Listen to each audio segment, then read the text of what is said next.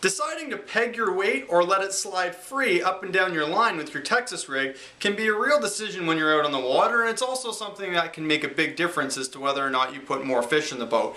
Now for me, the way I make that decision is really based on what I'm fishing. There's a long time where I felt like I needed to have that weight pegged up against my bait at all times.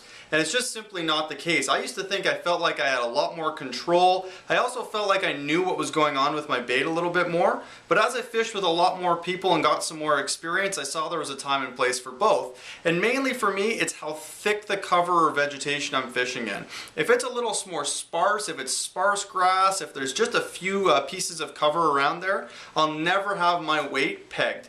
Now the advantages of not having that weight pegged and having it slide freely up and down the line is that weight is going to separate itself as you make your cast and as it's falling down. It's going to give the bait a heck of a lot more natural action. The other thing is when the fish picks it up, that weight will separate, and the fish isn't going to feel the weight. It's going to let him hold on to it for an extra second or two.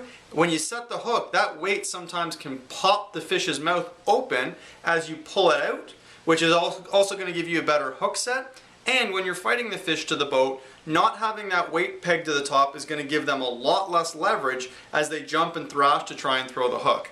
Now that said, there are a lot of times where you do want to peg the weight to your bait. That's when you're fishing really thick, heavy cover. You need to have it nice and tight and compact, and you need that weight right at the top to be able to pull your bait through the cover.